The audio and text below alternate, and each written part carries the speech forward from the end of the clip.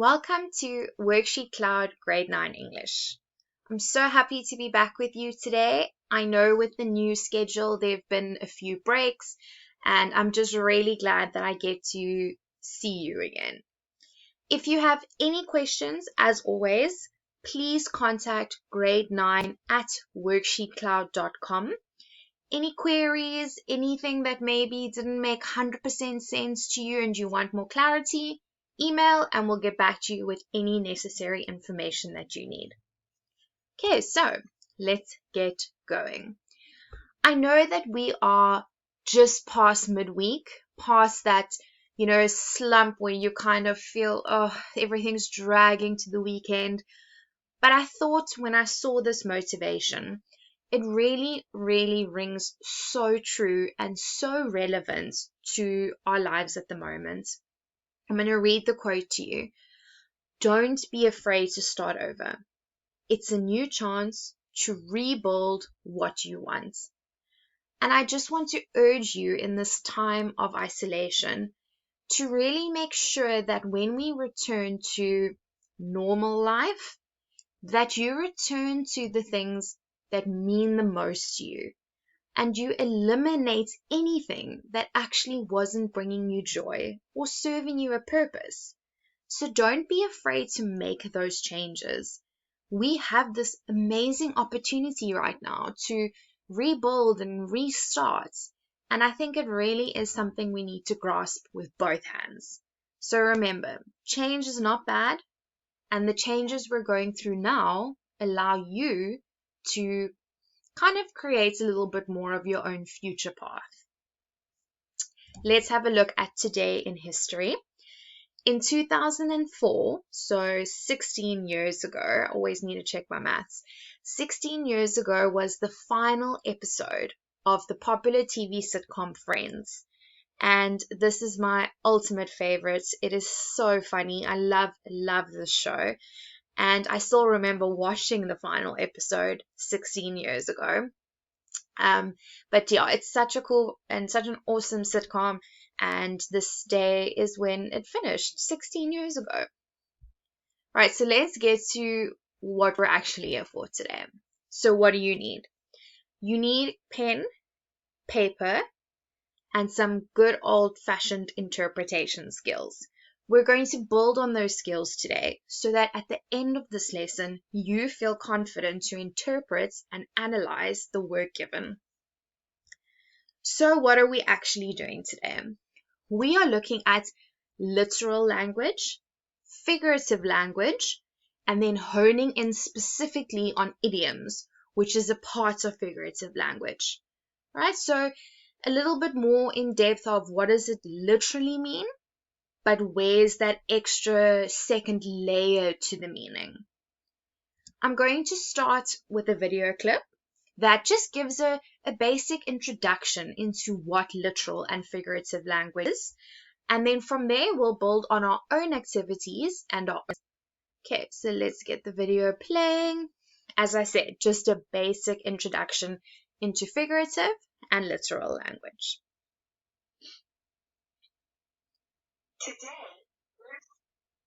Today, we are talking about figurative versus literal language.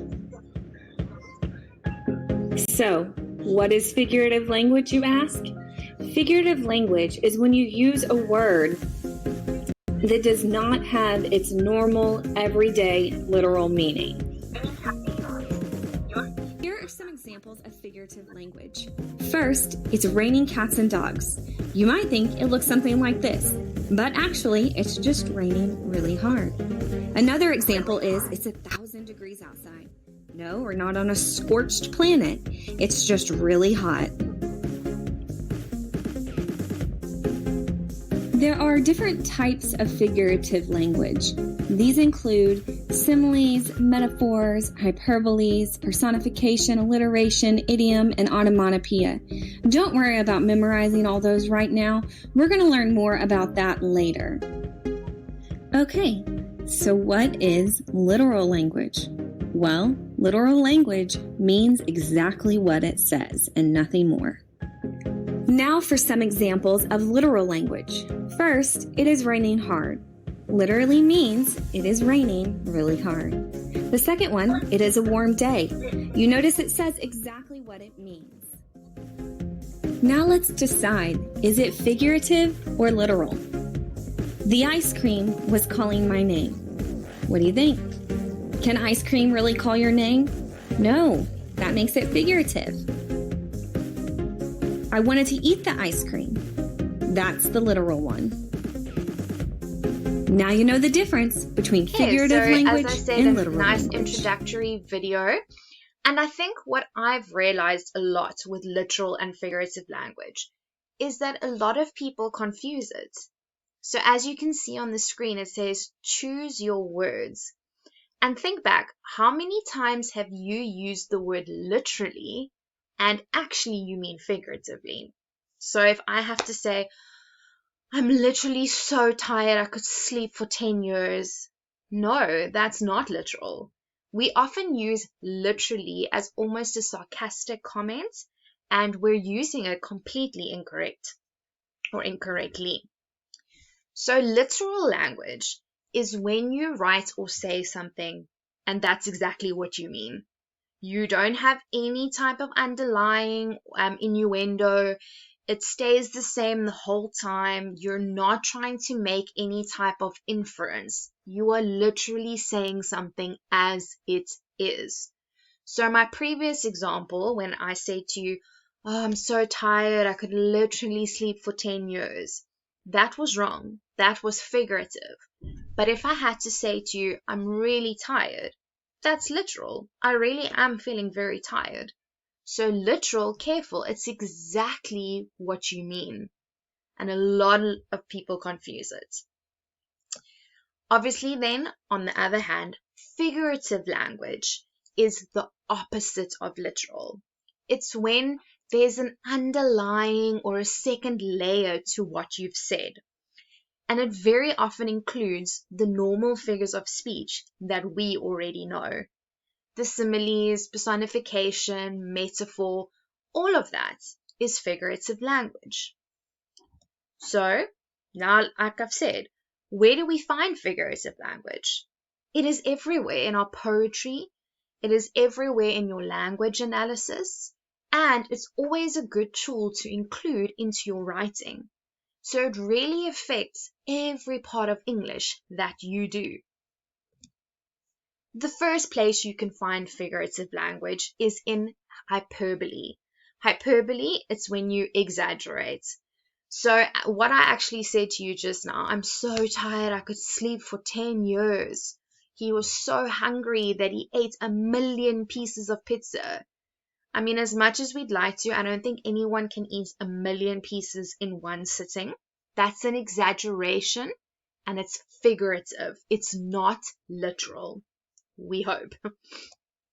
You also find figurative language in metaphors.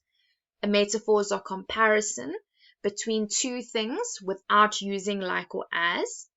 So here the example is, my friend is an encyclopedia of trivial facts. Now, your friend is not literally a walking book, an encyclopedia. You're trying to say that your friend is very clever, but literally, you don't have a little book walking around and you go, hi Ben, that's my friend. That's not what the literal meaning is. An oxymoron is when you put two opposites directly next to each other. Little big, loud silence. Now, if I have to say something awkward and it's followed by a silence and I go, oh, this is such a loud silence, I don't literally mean that the silence is loud because that's a complete opposite.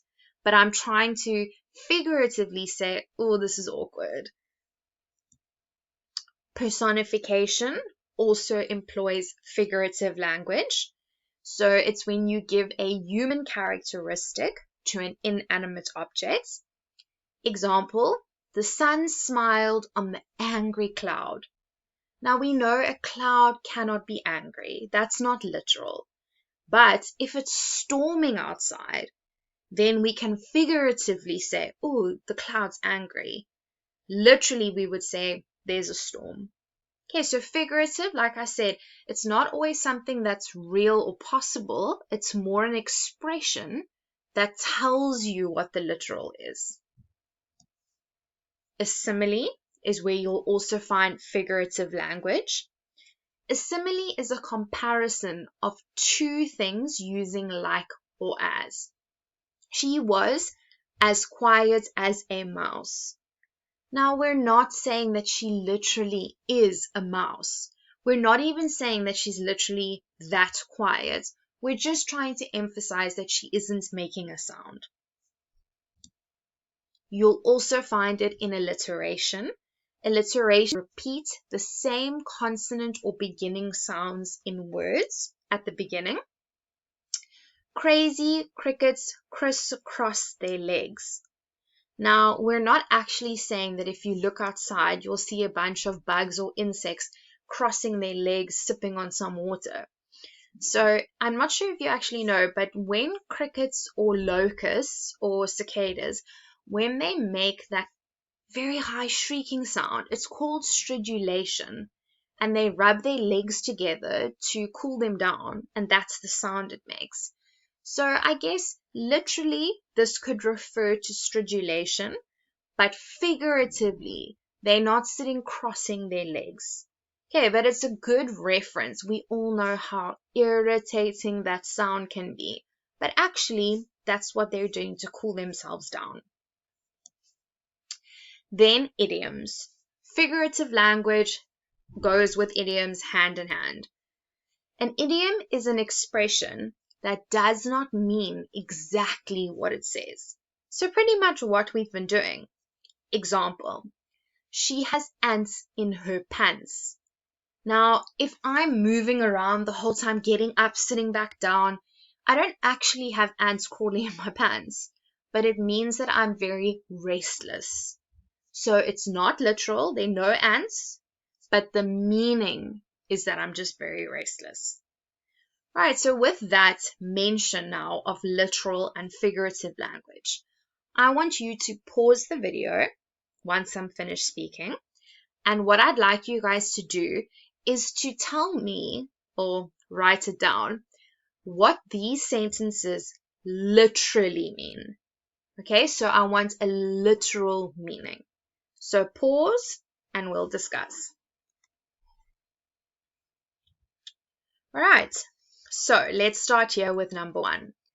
To go out on a limb. Now, your limbs are your arms and your legs. Right now, I can't cut one off and go out with it. I mean, I can, but literally, that's not what I'm wanting to do. Figuratively, to go out on a limb means to take a risk or take a big chance. I'm going to hit the books. No one is saying there that you have to pick up your books and literally start hitting them. It means figuratively you're going to study or work. I'm going to hit the hay.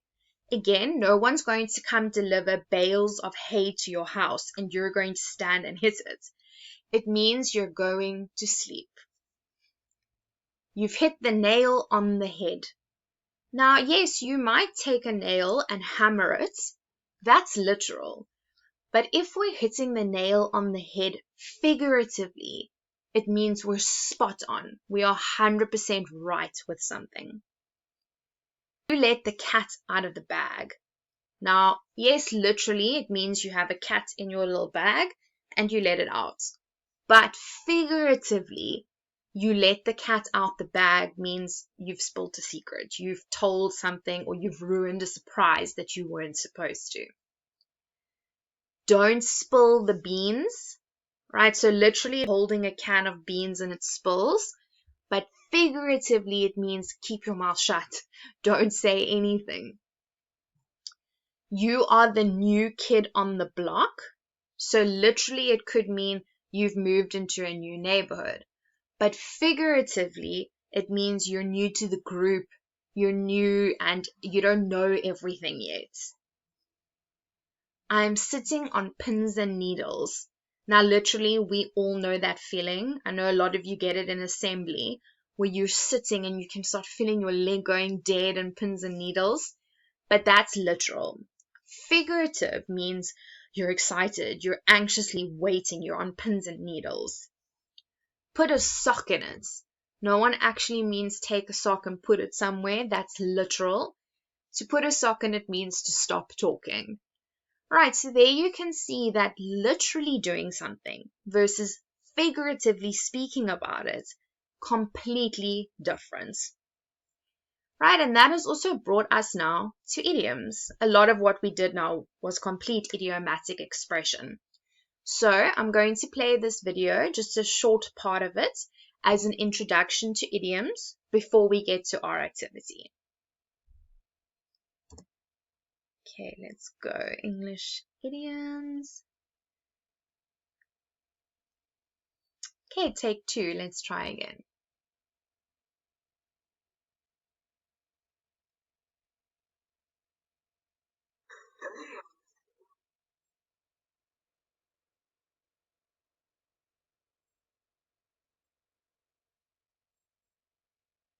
An idiom is a phrase or a group of words that has metaphorical meaning which gives life to a conversation. Let's see some of them. Raining cats and dogs means it's raining a lot. No one knows the precise source of this expression. The most probable source is the fact that dead animals and other debris were sometimes washed up in the streets after heavy rain. Example: It's raining cats and dogs today. Good thing I have my umbrella.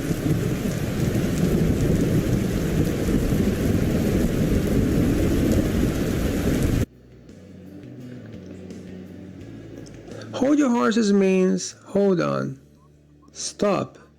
That's an expression from the old times when people used wagons or carriages. And when they needed to keep them under control, they would need to literally hold the horses back from running. Example: Hold the horses, Grandma.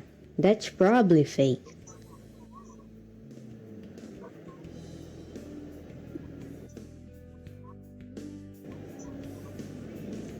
Piece of cake is something very easy to do. Originated from slaves doing a dance called cakewalk, a dance made to look effortless. Slave owners would sometimes reward the best performer with a piece of whole cake.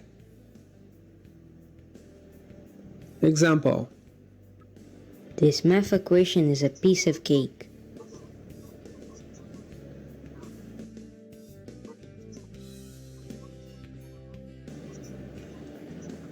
A storm in a teacup is an overreaction to something not so important. The first mention here is from 1838, when the Scottish novelist Catherine Sinclair wrote a novel that said, "As for your father's good humor jest being never taken up as a serious affair, it really is like raising a storm in a teacup." Example: She's making a storm in a teacup over the fall.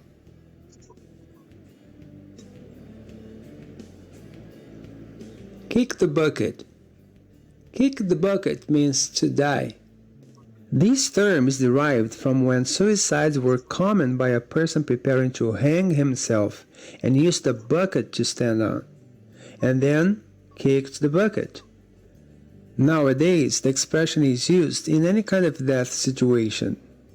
Example: Did you know my kicked the bucket last week? He died in a car accident. Right, so that was just a basic introduction of idioms. Here are 2 cartoons I'm going to show you now that further that. So this is obviously a dad, assuming his wife is calling, and he says, "Yes, I'm still babysitting. These kids are driving me up the wall." Now, literally, he's become Spider-Man and he's climbing the wall. But figuratively, if something is driving you up the wall, it is making you crazy. Right, so he's been left with babysitting duties and he can't handle it. The next one, a couple of pigs are talking, and the one says her husband's been out of work for months. Pig replies, poor Shirley, it's obvious she's the one bringing home the bacon. Now, literally, Shirley is a pig, and if you cook her, you'll get bacon. But figuratively, to bring home the bacon means to be the one bringing money into the family. Right? So if you're bringing home the bacon, you're working hard and getting paid and bringing money to the family. Okay, so what I'm going to ask is that you, again, once I've finished explaining, press pause. Have a look at these from A all the way to I. These are some literal meanings, and I want you to try and think, what is the idiom that is normally associated with that? So I'll quickly help you with the first one. I started some trouble. Now that's literal. You can start and cause trouble. But what does it figuratively mean? I opened a can of worms. Have you ever heard someone say that? I've opened a can of worms, which means I've caused so much trouble. So that's what I want you to do. I want you to look at the literal and then come up with the figurative. Jot it down. Think about it. We'll come back to it now. Okay, so let's have a look. I started some trouble. As I already said to you, we did that together. I opened a can of worms. B, I'm lazy. You're not a potato. You're not literally a potato sitting on a couch. You're literally a bit lazy, and figuratively, you're a couch potato. C, I'm very positive about things. I always look on the bright side. So figuratively, I'm looking at the bright side of things. D, I'm scared to do something, which then can translate to an idiomatic expression meaning I've got cold feet. It doesn't literally mean your feet are cold, it means you're frightened. E, I am kind. Now, what you can then say figuratively is that you have a heart of gold. Your heart is not made of gold, but it is a figurative expression. F, I want to ask you a question. Basic. I want to pick your brain. No one actually wants to pick at your brain unless they're a vulture, but it just means I need your opinion. I will be quiet. I'll zip my lips. So next time your teacher says to you, be quiet, you can then throw back the idiom, I'll zip my lips. You're not actually going to get a zip and close it, but you're going to stop talking. H, I'm listening. So something else your teacher also would always want to hear. I'm all ears. Doesn't mean you've got ears popping out of you, but you're ready to listen. This is something maybe your mom would want to hear. I ate a healthy, balanced meal. Right? So I ate a healthy, balanced meal. Let's have a look. I ate a square meal. Now, you didn't cut your meal into squares, but what it means is that you had a healthy, nutritious meal. I'm not sure about something. Okay, so if you're not sure, you can say, I'm on the fence. So you're still undecided. You don't know yet what your opinion is going to be. I should focus. Again, your teacher would want to hear this. I should keep my eye on the ball.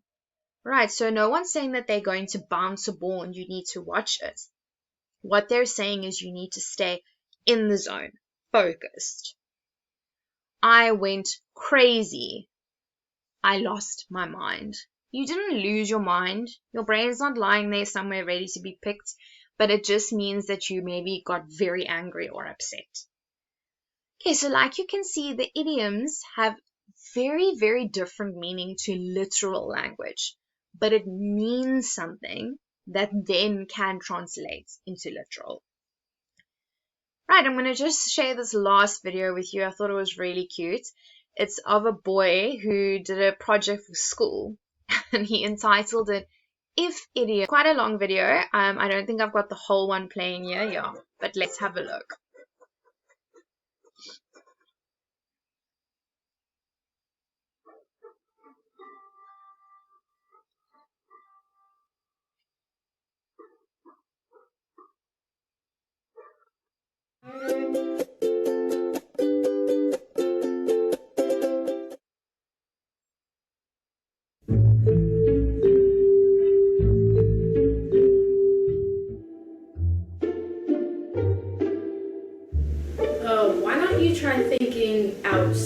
the box.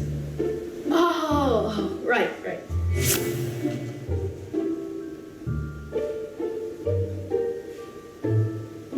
Nope, still nothing. Hey, now don't do anything bad. I have eyes on the back of my head. Okay. Go. I wasn't kidding. Hey, so... Sorry, there's a frog in my throat. This is disgusting! Hey! You've got your head in the clouds!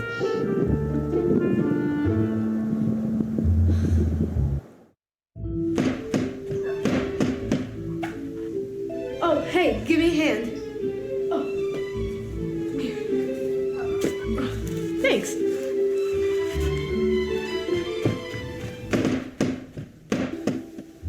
Oh, I'm up next. I have butterflies in my stomach.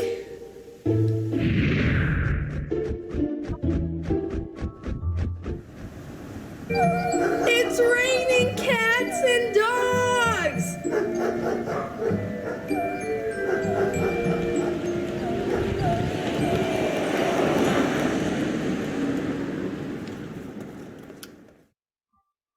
Oh no, I'm gonna be so late. Try and catch a cab. Oh, good idea. Oh, yeah, got one. Oh, this is a piece of cake.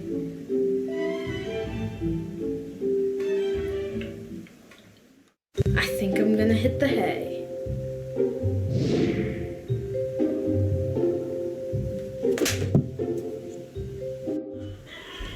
Oh, hey, it's time for my audition. Oh, break a leg. Okay. But idioms are not those. No one's telling you to break your leg. They're saying good luck. Alright, so I'm going to end off today with a Dr. Seuss quote. So you remember, you have brains in your head, you have feet in your shoes. You can steer yourself any direction you choose. You're on your own, and you know what you know. And you are the one who'll decide where to go. Okay, so like I said earlier, you decide your future. You decide what you want to make happen. I hope you have a lovely rest of day. Thank you so much for watching. The lesson was brought to you by WorksheetCloud, and I'll see you guys tomorrow again for another grade 9 lesson. Bye.